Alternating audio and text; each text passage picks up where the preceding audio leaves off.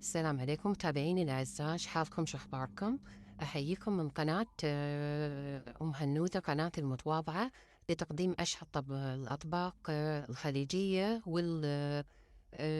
الغير خليجية بعد. نقدم إن شاء الله. بحييكم وأتمنى منكم أن الاشتراك في القناة وعمل لايك وتفعيل زر الجرس حتى يوصلكم كل شيء جديد نقدمه في القناة. واليوم إن شاء الله بتكون وصفتنا وصفة المنتازي، وإن شاء الله تنال على إعجابكم وتحبونها إن شاء الله طريقتنا هذه المتواضعة. السلام عليكم. الحين بعطيكم مقادير المنتازي. 3 كاسات طحين رقم 1، زيت، فنجان زيت، فنجان سكر، 2 ملعقتين حليب باودر، ملعقة ونص ملح، خميرة ملعقتين، بيكنج باودر ملعقة صغيرة، والماء على حسب الرطبة، على حسب قصدي على حسب حاجة الطحين. في النهاية بتشوفون كيف طريقة قوام العجينة وتقدرون الماء على حسبها. نحط الحين مقدار الطحين، الحليب باودر، السكر، البيكنج باودر، خميرة، الملح والزيت. الحين نصب الماء على قد ما نحتاج ونعجن.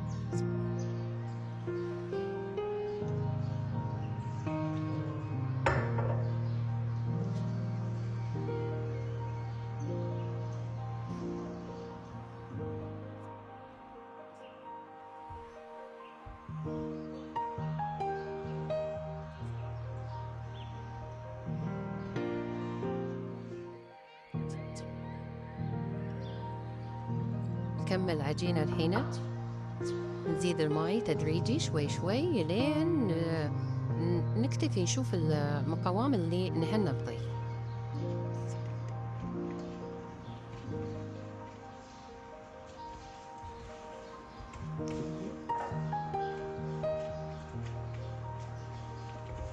إذا احتاج ماء نزيده، إذا محتاج ماء خلاص يكون اللي نبغيه نحن.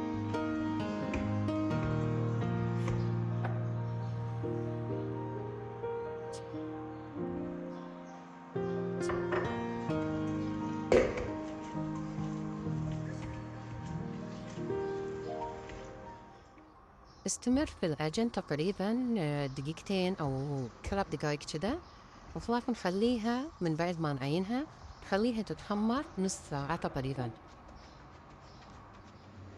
أول شي نحط طحين على وين بنفرد العجينة، بعدين ناخذ العجينة ونفردها.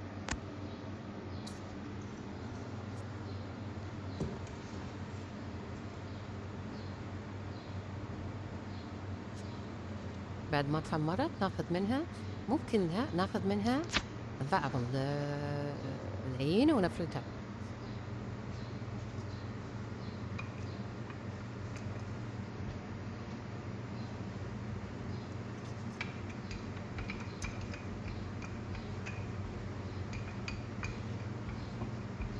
ناخذ جزء منها مو كاملة لين نخلص بعدين.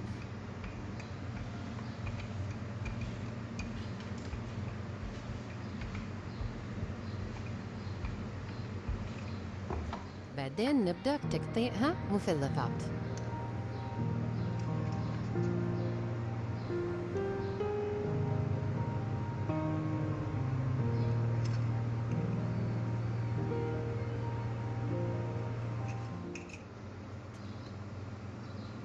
نقطعها مرة ثانية، هاي الكمية ثانية لين نخلصها كاملة، المقدار اللي عيناه كامل. الحين بنجهزه كامل إن شاء الله، بنرجع لكم عشان نقلي. بعد ما خلصنا الكمية كاملة تقطيعها حمينا الزيت والحين بنقليها.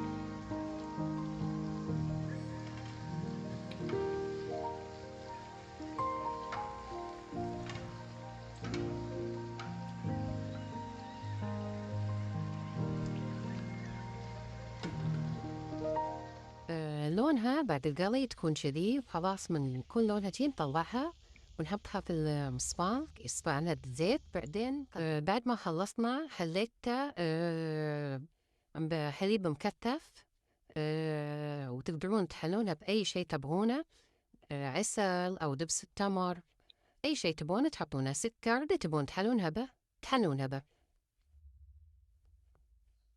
هذه شكلها من داخل، تشوفونها كيف لذيذة وفارغة من داخل. وبالعافية عليكم.